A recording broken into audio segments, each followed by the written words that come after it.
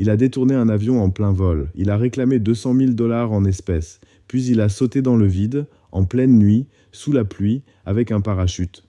Plus de 50 ans plus tard, personne ne sait ce qu'il est devenu. Est-il mort dans la forêt? A-t-il réussi le crime parfait? Ou a-t-il vécu le reste de sa vie sous une nouvelle identité? Bienvenue sur Empire Noir, la chaîne qui explore les plus grands mystères, scandales, crimes et histoires vraies qui ont marqué le monde. Si vous aimez les documentaires et les enquêtes fascinantes, pensez à vous abonner et à activer la cloche pour ne manquer aucune vidéo. Aujourd'hui, nous allons découvrir l'incroyable histoire de D.B. Cooper, l'homme qui a détourné un avion, obtenu 200 000 dollars, puis disparu sans jamais être retrouvé. Nous sommes le 24 novembre 1971. À l'aéroport de Portland, dans l'Oregon, un homme d'une quarantaine d'années s'approche discrètement du comptoir de la compagnie aérienne. Il achète un billet simple pour Seattle. Rien ne semble inhabituel. Il porte un costume sombre, une chemise blanche et une cravate noire. Il est calme, poli et ne se fait remarquer par personne. Sur son billet, un nom est inscrit, Dan Cooper. Personne ne le sait encore, mais cet homme ordinaire va entrer dans l'histoire comme l'un des criminels les plus mystérieux de tous les temps. Quelques minutes plus tard, le vol décolle normalement en direction de Seattle. À bord, une trentaine de passagers prennent place sans se douter qu'ils vont vivre l'un des détournements d'avion les plus célèbres de l'histoire. Dan Cooper s'installe tranquillement au fond de l'appareil. Il commande un verre de bourbon et allume une cigarette. À cette époque, fumer dans un avion est encore autorisé. Rien dans son comportement ne paraît suspect. Puis, peu après le décollage, il tend discrètement un morceau de papier à une hôtesse de l'air. Pensant qu'il s'agit du numéro de téléphone d'un passager un peu insistant, elle glisse le papier dans sa poche sans le regarder.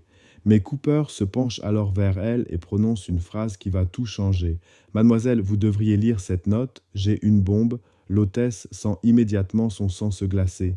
Elle ouvre la note, le message est clair. L'homme affirme être armé d'une bombe et exige qu'elle s'assoie à côté de lui. Terrifiée, elle obéit. Cooper ouvre alors légèrement sa mallette.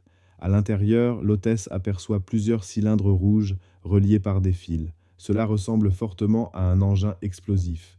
Le doute n'est plus permis. Cet homme dit la vérité. L'avion vient d'être détourné. Pourtant, Cooper reste étonnamment calme. Il ne crie pas, il ne menace personne. Il parle d'une voix posée et semble avoir préparé chaque détail de son plan. Ses exigences sont simples. 200 000 dollars en billets de 20 dollars, 4 parachutes et un camion-citerne prêt à ravitailler l'avion dès son arrivée à Seattle. Pendant que l'appareil poursuit sa route, les autorités américaines sont discrètement alertées. Une opération d'urgence est lancée. Le FBI, la police et la compagnie aérienne comprennent rapidement qu'ils sont face à un homme déterminé. Mais personne ne sait encore que le plus incroyable reste à venir. Lorsque l'avion approche de Seattle, la tension est à son comble. À bord, la plupart des passagers ignorent encore la gravité de la situation. Pendant ce temps, au sol, les autorités s'activent. Les 200 000 dollars demandés par Cooper sont rassemblés en urgence. 4 parachutes sont également préparés. Personne ne veut prendre le risque de provoquer un homme qui prétend posséder une bombe. Peu après son arrivée à Seattle, l'appareil se pose enfin sur le tarmac. À travers les hublots, les passagers aperçoivent les véhicules des forces de l'ordre. Mais tout se déroule dans le calme. Comme Cooper l'a exigé, les négociateurs lui remettent l'argent ainsi que les parachutes. En échange, il accepte de libérer tous les passagers. Un à un, ils quittent l'avion. Sans le savoir, ils viennent de survivre à une prise d'otage aérienne. À bord, il ne reste désormais que Cooper et quelques membres d'équipage. Mais l'affaire est loin d'être terminée. Cooper a une dernière demande. Il ordonne au pilote de redécoller. Direction le Mexique. Cependant, il impose des conditions très particulières.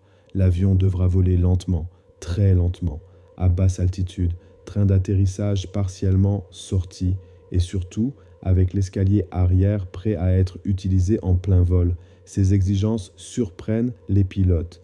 Elles ressemblent davantage à celles d'un parachutiste expérimenté qu'à celles d'un criminel ordinaire. Peu après 19 heures, l'avion redécolle dans la nuit. À l'extérieur, la météo est exécrable. Il pleut. Le vent souffle violemment. La température chute dangereusement. Pour la plupart des experts, sauter dans de telles conditions relève presque du suicide. Pourtant, Cooper semble parfaitement serein. À l'arrière de l'appareil, il attache l'argent à son corps. Il récupère un parachute. Puis, il demande aux membres d'équipage de rejoindre le cockpit et de fermer la porte derrière eux. Désormais, il est seul, seul avec 200 000 dollars, seul avec un parachute, et seul face à l'obscurité. Quelques minutes plus tard, les pilotes ressentent une brusque secousse, comme si quelque chose venait de quitter l'avion. D.B. Cooper vient de sauter dans la nuit, et personne ne le reverra jamais. Dès que l'avion atterrit, une immense opération est déclenchée. Le FBI prend immédiatement l'affaire en main. Jamais auparavant les États-Unis n'avaient connu un détournement d'avion aussi audacieux. Un homme venait de sauter d'un avion en plein vol avec une fortune et avait disparu dans la nature. Les enquêteurs sont convaincus qu'ils retrouveront rapidement son corps.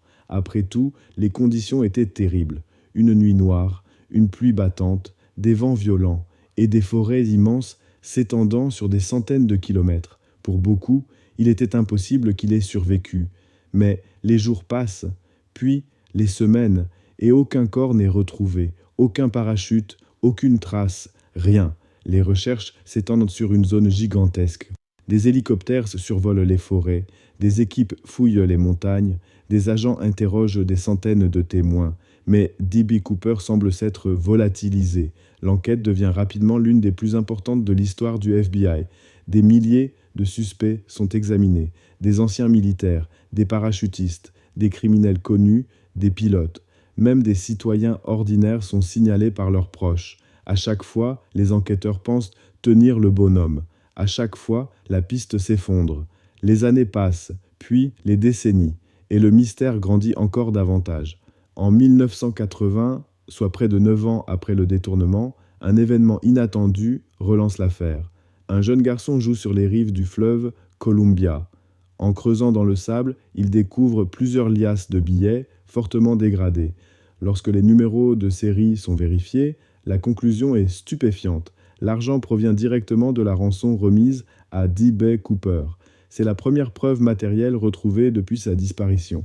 Mais cette découverte soulève plus de questions qu'elle n'apporte de réponses. Comment cet argent est-il arrivé là? Pourquoi seulement une petite partie de la rançon a-t-elle été retrouvée? Et surtout, qu'est-il arrivé au reste de l'argent? Le mystère est désormais plus profond que jamais.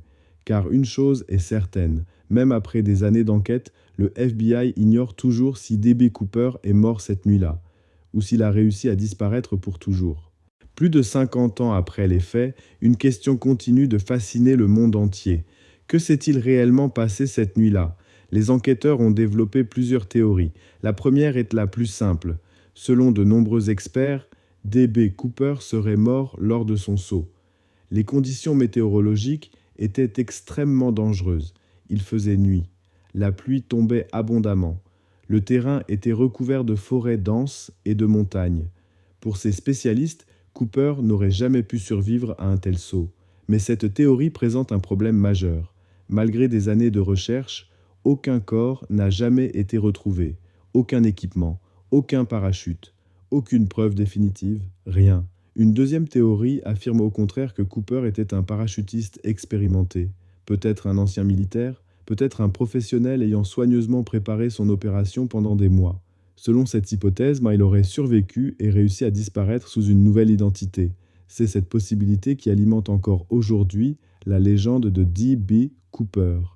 Au fil des décennies, plusieurs suspects ont été présentés comme étant le mystérieux pirate de l'air. Certains semblaient crédibles, d'autres beaucoup moins. Mais aucun n'a pu être identifié avec certitude. Finalement, le FBI a pris une décision exceptionnelle. Après plus de 40 ans d'enquête et des millions de dollars dépensés, l'affaire a été officiellement classée. Le mystère reste donc entier. D.B. Cooper demeure aujourd'hui le seul pirate de l'air de l'histoire américaine à avoir échappé à la justice. Était-il un génie du crime? Un homme incroyablement chanceux?